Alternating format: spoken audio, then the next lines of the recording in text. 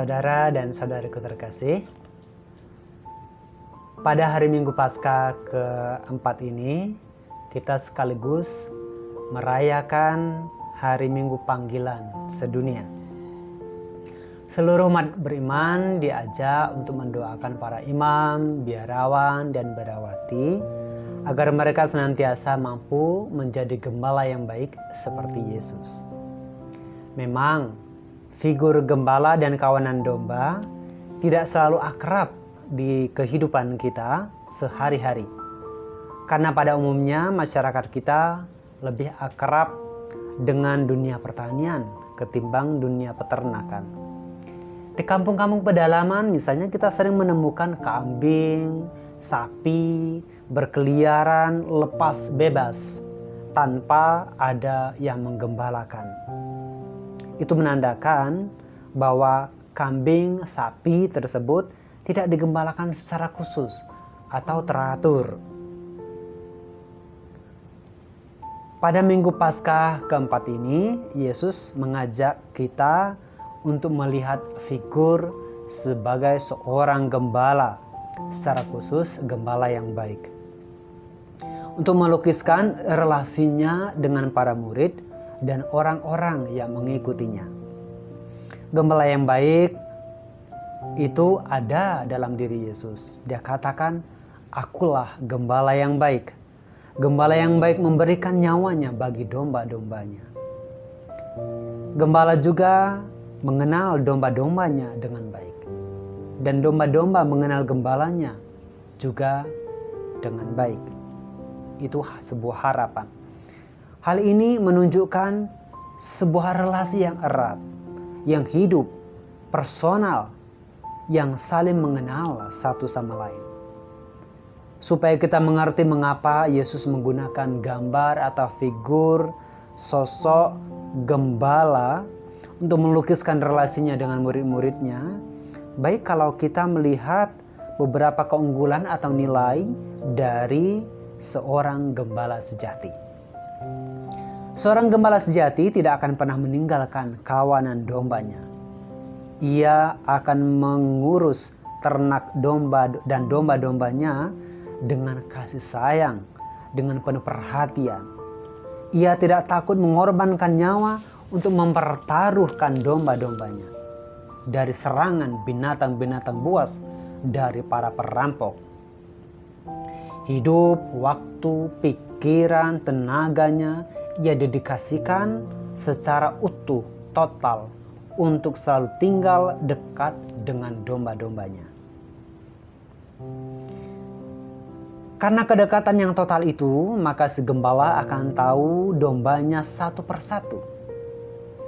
Dan domba-dombanya akan mengenal suaranya, kenal bau keringat, kenal bunyi gerakan kakinya,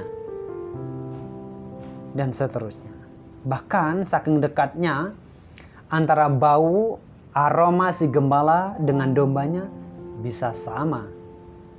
Yesus sebagai orang yang paham dengan dunia peternakan melihat dan menemukan keagungan sikap dan tanggung jawab dari pribadi seorang gembala. Melalui gambaran tersebut, Yesus dapat memilih dan menunjukkan secara nyata bentuk hubungan, kualitas relasi, cara hidup yang ingin ia ciptakan dengan masing-masing kita pengikutnya. Ia membandingkan relasinya, kedekatannya, hidupnya dengan kita para pengikutnya bagaikan seorang gembala dan domba-domba gembalaannya. Maka, sebagai figur seorang gembala, Yesus adalah seorang yang selalu ada, yang selalu tinggal bersama banyak orang, dengan orang-orang yang ada di sekitarnya. Ia tidak memilih-milih, juga dia tidak memisahkan dirinya. Baginya, semuanya itu baik. Ia tidak hanya sekedar datang lalu pergi. Kehadirannya bukan hanya basa-basi. Ia tidak pernah tersiksa atau merasa tertekan atau terpaksa ketika berada di tengah-tengah orang banyak. Bahkan ia juga mengasihi mereka yang bukan dari kawanan domba gembalaannya itu, yang juga harus dia tuntun menjadi satu kawanan dan satu gembala. Artinya, keselamatan itu terbuka bagi siapa saja yang mau secara efektif bersedia menanggapi dan menghidupi kasih yang ia tawarkan bagi semua orang, dan yang mau membagikan hidupnya bagi sesama. Seorang gembala, Yesus sebagai seorang gembala, Yesus mengenal kita kawanan domba gembalaannya dan memanggil kita satu persatu sesuai dengan nama kita masing-masing. Di hadapannya kita semua sama penting, sederajat.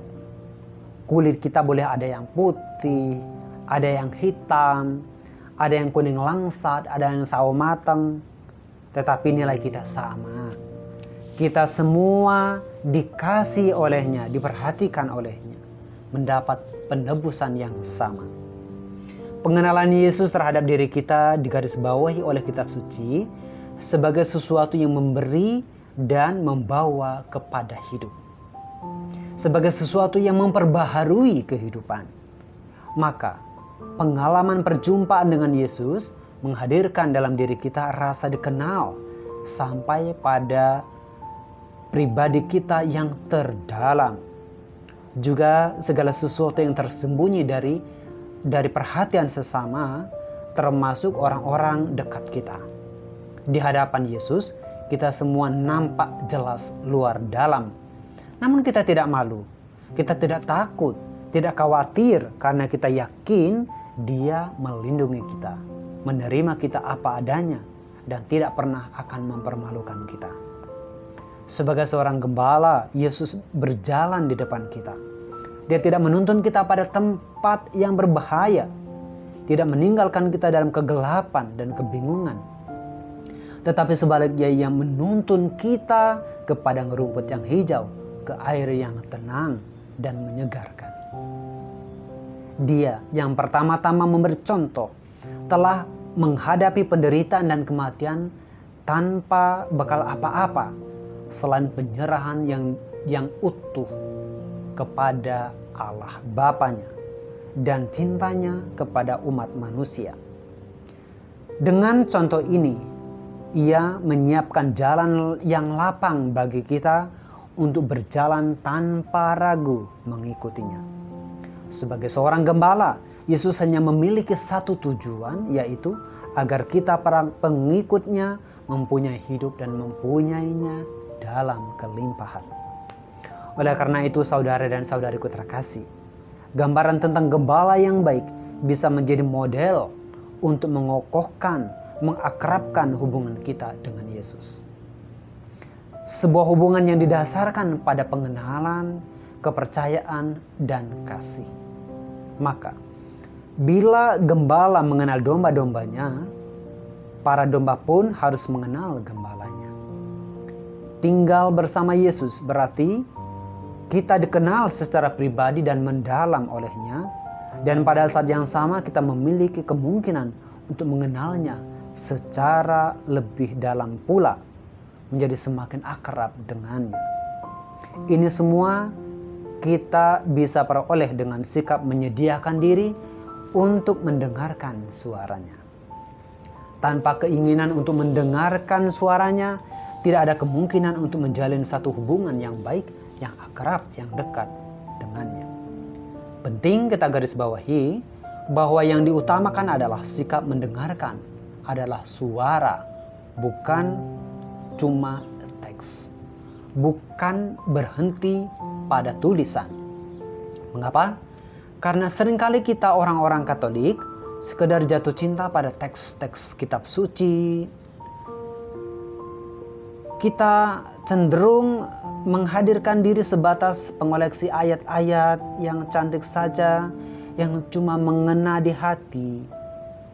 Kita bangga bila hafal dan bisa menyebut secara persis ayat yang memuat teks-teks kegemaran kita.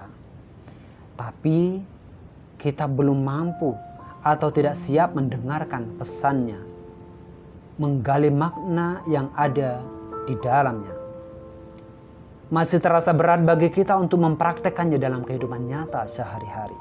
Akibatnya kepekaan kita untuk meresponnya, baik dalam kata maupun dalam perbuatan, menjadi sangat kurang. Lalu sekarang bagaimana kita merasakan bahwa sebagai domba-domba gembalaan Yesus, kita telah mendengarkan dan mengenal suaranya sebagai gembala kita? Kita bisa menilainya dari fakta bahwa kita mengikutinya dengan sepenuh hati atau tidak selama mengikuti Ekaristi. Sudahkah kita mengutamakannya sebagai pusat dan tujuan hidup orang-orang Kristiani? Sungguhkah kita percaya dan setia kepadanya, mengikuti segala perintah-perintahnya?